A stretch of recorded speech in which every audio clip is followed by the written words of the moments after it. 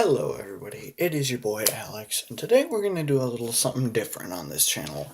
I'm going to be reading a creepy pasta because I really like creepy pastas in the sense that they give me a natural and decent scare. So today we're going to be reading Hollow by Valley Rat, and let's just get started, shall we? And I'm doing my face so you guys can see the natural, like, response. Like, oh, is that creepy? Oh. Anyway, so here we go. And I'm sorry if I mess up, by the way. Hollow by Valley Rat. I don't know what's worse. The screams that ended a few weeks ago or the silence that has fallen since then. Before I felt like everything should be done to help others. Now, in my self-reflection, I don't know anymore.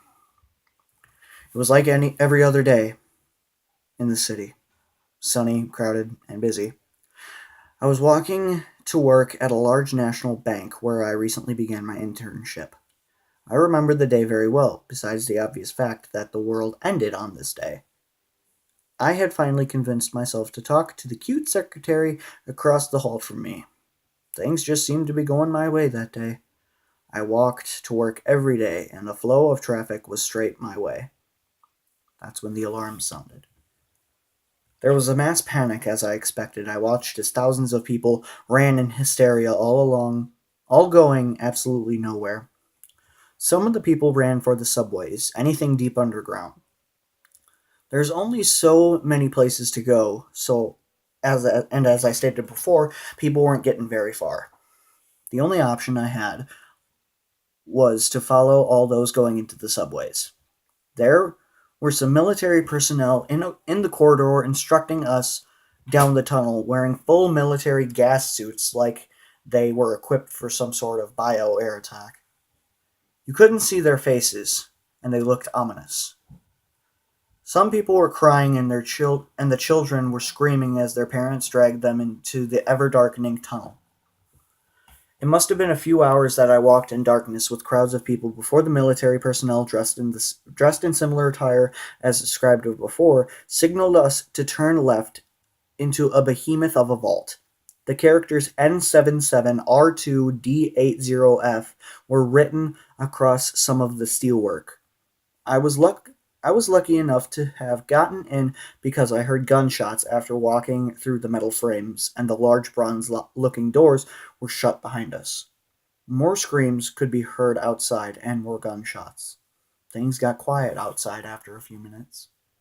The explosions began around 15 minutes later. The sound was deafening, and the ground shook like the gods themselves were trying to kill us. The children continued screaming through it all and continued long after. The thing that disturbed me the most was the lack of noise outside.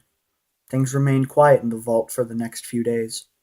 People talked about what it was that might have happened on the outside, and the general consensus was that a nuclear explosion had detonated on the surface.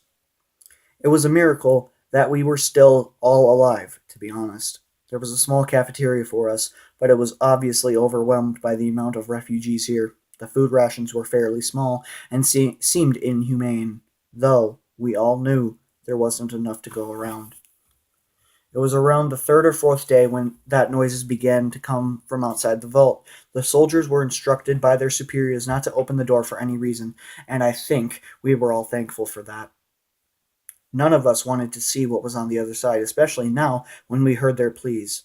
We know you're in there. You have to let us in. Help us. We're dying out here. Do something. For the love of God, help! Their cries went on for around 3 hours before gunshots sounded on the other side of the door. I don't want to know whose those shots came from, but we were all glad for the quiet.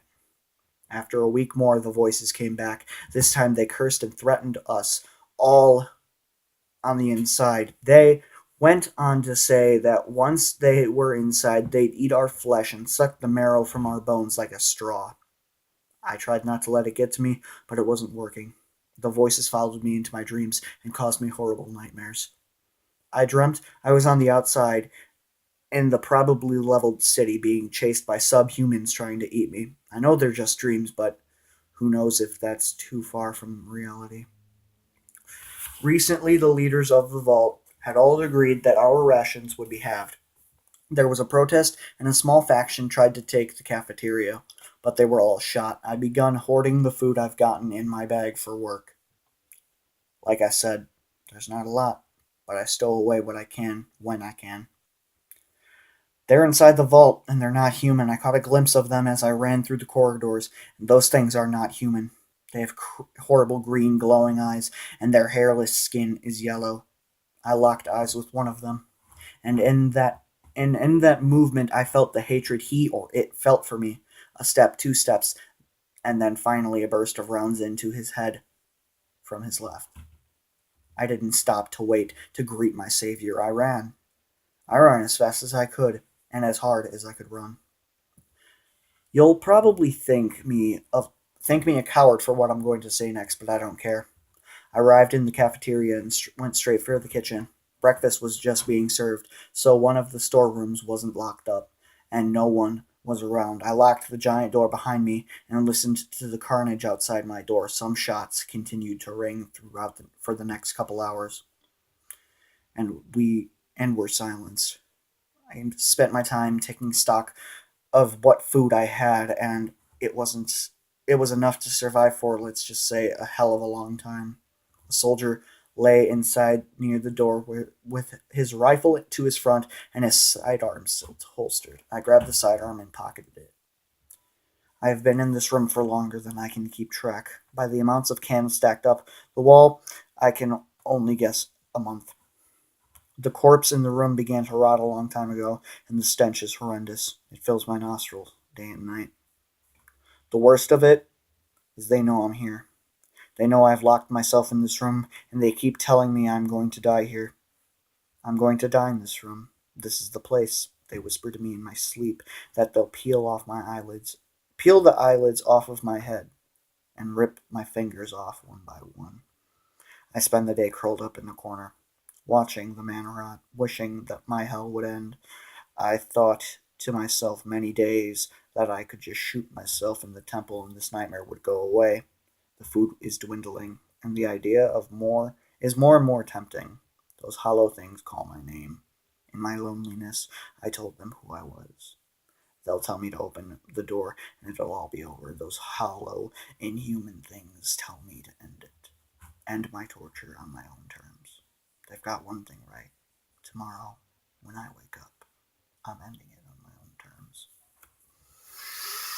Sounds something like Fallout, if you think about it.